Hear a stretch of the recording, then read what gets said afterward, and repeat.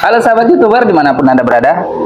Mau tahu nggak cara saya mendapatkan 1000 subscriber dengan 4000 jam tayang itu hanya 20 hari? Simak video ini sampai selesai karena saya akan membagikan tipsnya mulai dari video ini.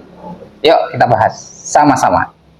Kali ini saya akan menepati janji seperti video di awal saya, video pertama saya, bahwa saya akan sharing dengan kalian semua soal dunia per-YouTubean. Nah, ini bukannya saya mau mengajari, saya cuma mau sharing kepada sahabat semua.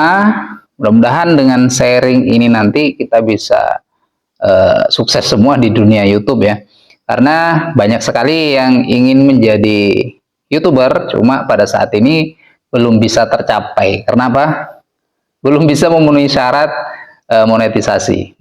Oke, tanpa berlama-lama, saya akan langsung saja ke pokok permasalahan. Nah, dalam dunia YouTube itu saya membaginya menjadi 3 bagian.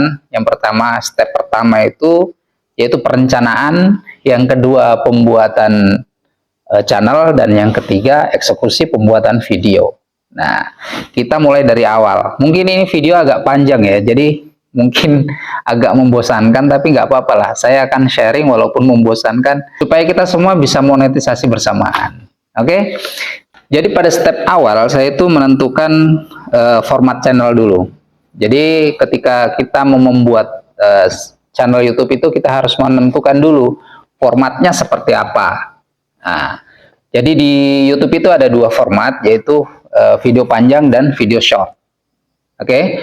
Jadi di video panjang itu dia syarat untuk monetisasi itu 1000 subscriber dan 4000 jam tayang. Nah, untuk video short itu 1000 subscriber dan 10 juta tayangan atau 10 juta views. Jadi, Anda pilih yang mana dulu? Nah, ketika sudah Anda tetapkan, maka berarti Anda harus eksekusi video panjang itu apa aja nih yang perlu disiapkan, atau video short itu apa saja materi yang ingin disiapkan. Yang kedua, tentukan calon penontonnya. Nah, calon penonton itu ada jenis kelaminnya, laki-laki apa perempuan. Kemudian dari umurnya, anak-anak atau dewasa. Lokasi, Anda mau bikin konten ini untuk dalam negeri, lokal, atau untuk luar negeri. Itu semua harus kita pikirkan di awal sebelum membuat channel. Nah, banyak sekali teman-teman itu gagal atau mungkin lama monetisasinya karena memang dari awal mereka tidak merencanakan dengan matang. Dapat kucing di jalan, dia kamerain, dia videokan, dia upload. Dapat pohon tumbang, divideokan, diupload. Itu bukan konten kreator. Berikutnya, setelah kita sudah menentukan calon penontonnya siapa, nah kemudian kita riset lah. Nah, kemudian kita riset nama channel dan jenis konten yang akan kita tentukan tadi. Jadi kita riset dulu, misalnya apakah kita mau membuat konten tutorial, misalnya tutorial masak, tutorial buat apa dan sebagainya. Misalnya hobi Anda masak, nah, jadi tutorial masak. Masak itu masak apa? Masak itu ada macam-macam, ada khusus masak sayur, masak ikan, masak dan sebagainya. Anda fokuskan kemana dulu. Terus jenis konten kesehatan juga bisa, atau jenis konten hiburan. Hiburan ini biasa ke komedi, ya kan? Saya pernah dulu membuat juga video tentang komedi. Saya pernah membuat video tentang kesehatan, tapi semua gagal. Karena apa? Saya tidak meriset terlebih dahulu. Jadi saya cuma nonton HP, nonton YouTube-nya orang, saya bisa ini melakukan ini, akhirnya saya buat. Akhirnya apa? Di tengah jalan saya kekurangan bahan dan akhirnya apa? Reupload dan terkena teguran. Akhirnya di dismonet lagi. Jadi saya awal-awal itu menentukan jenis konten hiburan.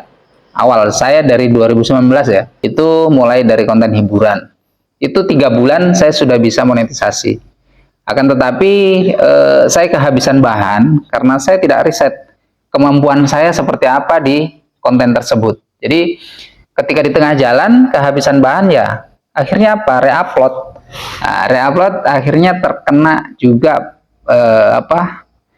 pelanggaran karena ada konten berulang tadi. Akhirnya gagal lagi.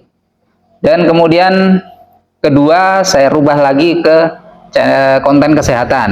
Konten kesehatan juga seperti itu. Gara-gara saya nonton banyak sekali video tentang kesehatan, akhirnya saya upload juga. Tapi ya gitu, mandek di tengah jalan karena mungkin bahan saya kurang atau banyak sekali faktor yang mempengaruhi. Jadi kita harus merisetnya dulu kemampuan kita itu seperti apa, supaya tidak mandek di tengah jalan.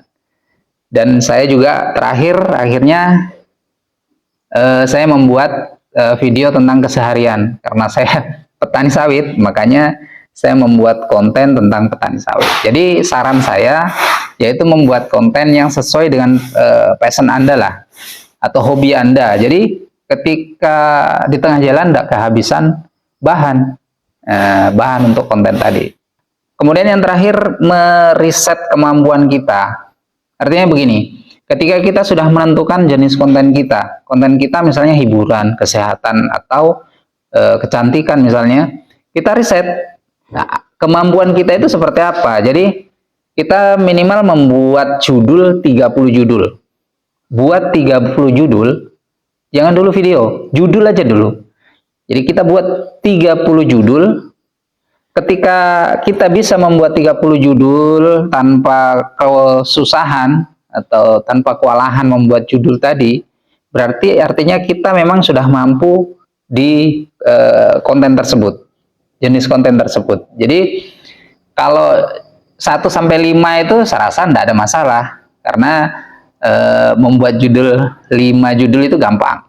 Nanti kalau sudah ada 10, kemudian ada 20, 30, nah di situ baru kelihatan bahwa kita mulai kewalahan.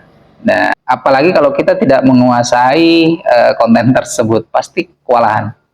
Dan proses untuk menjadi YouTuber, terus proses dari awal kita membuat channel sampai monetisasi itu nggak mudah. Oke, saya sampaikan di video pertama saya bahwa saya hanya 20 hari bisa monetisasi. Ya memang itu betul. Tapi proses di belakangnya itu, sebelum saya membuat channel yang ini, channel yang sekarang ini, channel yang sebelumnya yang monetisasi hanya 20 hari itu, saya sudah melalui sulitnya untuk mendapatkan subscriber, sulitnya mendapatkan views. Di tahun 2019 itu, saya 3 bulan full konsentrasi untuk mengejar monetisasi. Ternyata di tahun 2019 itu monetisasi terlama. Mungkin ada teman-teman di sini yang pernah merasakan monetisasi di tahun 2019. Itu bukan pengajuannya, itu bukan hanya sebulan 2 bulan, tapi hampir setahun, 8 bulan saya baru diterima. Ada notifikasi bahwa diterima sebagai partner YouTube. Kalau sekarang 2 hari, 24 jam. Yang kemarin channel yang sebelum ini saya hanya 24 jam sudah diterima menjadi partner YouTube. Sudah ada balasan dari YouTube. Kalau 2019 itu bukan sebulan 2 bulan, 8 bulan baru ada notifikasi bahwa kita diterima sebagai partner YouTube. Nah, pesan saya terakhir adalah semangat terus ya. Jadi kalau kita sudah melalui semua proses ini di awal, sebelum kita membuat channel, kita harus melalui proses ini. Karena mau tidak mau harus dilalui proses ini.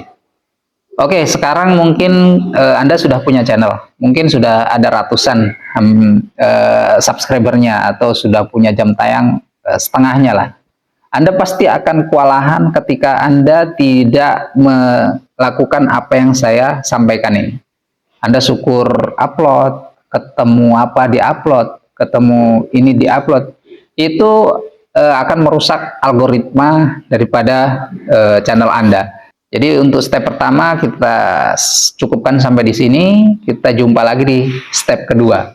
Kalau masih ada yang kurang jelas, silahkan tulis di kolom komentar apa yang belum dipahami dari apa yang saya sampaikan. Oke, sampai di sini dan sampai jumpa di video mendatang di step 2. Oke, dadah.